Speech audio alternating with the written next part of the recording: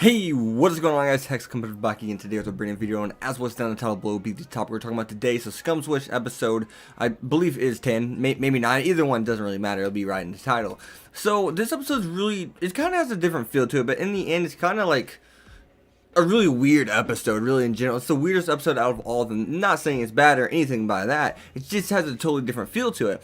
In the sense of, we see a lot of the same kind of attributes in this episode, but we see a lot different kind of emotions going on at the same time, while seeing some characters still stray on the path of evil, I guess, per se, right? Scum, the path of Scum. So can I just say, I really don't like Epsiode's character, and I'm glad she finally kind of figured it out at the end. It's the fact that she even knew that she wasn't gonna get with Hanabi on this trip, but yet she said, I'm gonna give it one last try anyways. And we even see Hanabi kind of like having these thoughts in her own mind. She sees Sensei, and then she sees Akane, and then she sees Mugi on the other side, and it's like the two people she actually had feelings for, and you see Akane is just playing with these emotions, right? And Hanabi knows that, and Hanabi's like, it's as if Hanabi is just kind of like, alright, it is what it is, I can't do nothing about it, moving on. And I love that. I love that, man. That it's about damn time, and I'm hoping in these last two episodes or anything like that, she doesn't take a step back. Because who knows, there could be a season 2 for the show. I mean, I don't know how far the manga goes. I'm pretty sure the manga's still going. I don't know, don't quote me. And I doubt that's covered, Scum Switch has covered all the source material. I wouldn't be surprised if it did, but I wouldn't be surprised if it hasn't at the same time. And to see that, she says, men like to be tricked. Stupid, don't you see that? That's what she says to Hanabi. And that's something that Akane truly would say, because remember, that's just a figure of her imagination at that current moment in time. And that's something that Akane would say, and it's so true, and I want to go into that. We do like to be tricked, because we like, I mean, the whole theme of the show is trying to obtain things through love in which you can't have. And I think 90% of the guys that watch the channel would say, yeah, I've been there, done that. I wanted something that I knew I couldn't have when I could have had something that I could have that was even better for me right there. We kind of disregard that, and we go after the thing that we just originally wanted, just because we wanted it. We wanted that person. We felt these emotions of love and or like for them first, so therefore we want to try to grab that person and keep them close, even though we can't get them. And I guess maybe it's kind of like the thrill of the chase in a sense, if you guys understand where I'm going there. And I just kind of, it's so true. And Epsiode has fallen prey to that throughout this whole show up until this very point. She's trying to figure out, like, oh shit, he's right, was it Atsumi, I think his name is, something like that? He's right, I know she'll never love me, but I want to try anyways. And I want, just before I get off of Epsiode, once again, I want to talk about the whole scene with her and Hanabi coming to the realization and all this stuff. Now, you see them on the back porch and it's raining, and she's kind of like, I want you to leave. Well, just before that, actually, she's like, you can go, leave tomorrow before I do. We can leave separately. And she's like, why? She's like, because I want to distance myself from you. We need to distance, ourselves from one another. And that's so true, because it's just like breaking up with an ex-girlfriend and or ex-boyfriend. It's kind of like, it's always one person that kind of wants to be friends. And I guess maybe I've been that way a couple times, maybe. And, it's just, you want that, because it's basically bad for you. Because I'll say this, one, it's hard to be friends with someone you still have feelings for. Because even whenever someone breaks up, there's usually something there still. And if there's not, it's easy to regain those feelings of emotion, even though one another aren't good for each other.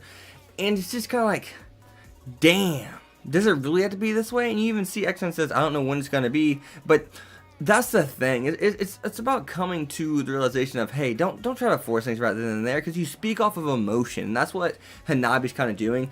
And I really applaud Epsiode right there for saying we do need to distance ourselves. I was wrong for saying I just need to get you out of my life, but at the same time, we do need to distance ourselves. We need that separation from one another in order to be able to move forward, forward later on. And it speaks a lot. I mean, a lot of people are like, no, Epsiode don't do that. But no, she did need to do that. They needed that. And I was really glad to see that in the writing. And I love how the writer is attacking these emotions, these illogical emotions of, in which are called love. So I'm happy that this episode did that, and that alone, it's just like an A++, man. That's such good writing. I'll say it again, this is probably some of the best writing I've seen since ReZero, for sure. I mean, Bungo Stray Dogs is a show I freaking love, and maybe, I don't know what I'm feeling right there, maybe a little bit biased. love is illogical, like we always say. I love Bungo Stray Dogs. But this is some of the best writing I've actually really seen since ReZero. And I mean, outside of these two, in which I've seen in the last year, probably some of the best writing, right? So, A++.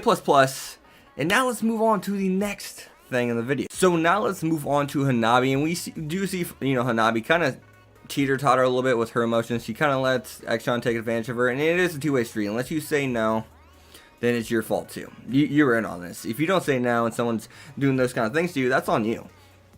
That's on you. So now the other thing is we see that, okay, she knows that, Mugi texted her just saying sorry.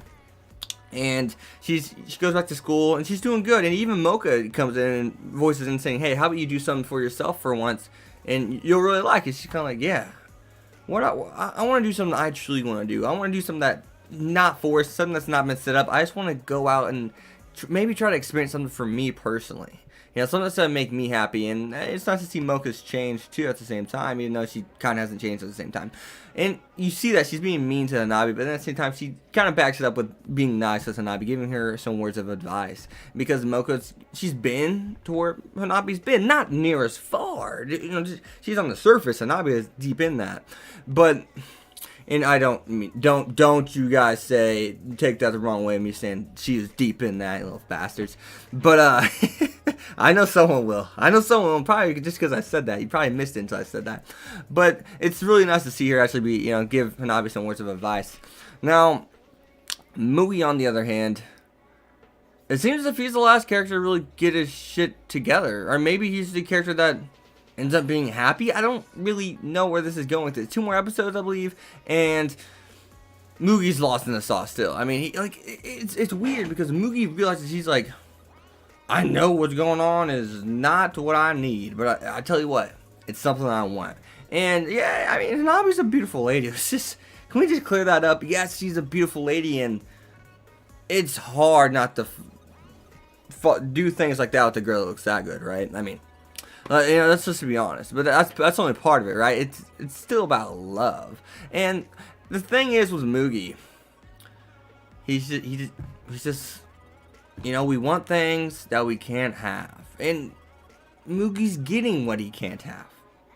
In a way, at least part of it, he's getting not a relationship, he's not getting a girlfriend, he's not getting a romantic relationship, he's getting a sex-driven relationship. So, I mean, that's all I can really say on Mugi now. I could ramble on about basically nothing because, I mean, it's not covering anything more than what it has this episode, which was very little. So, as always, guys, be sure to leave a like, comment, subscribe, follow my Twitter @Hex25, and I'll see you guys next time. Peace. Thanks for watching, guys, and be sure to leave down your thoughts in the comments below. See you guys next time. Thanks for watching. Peace.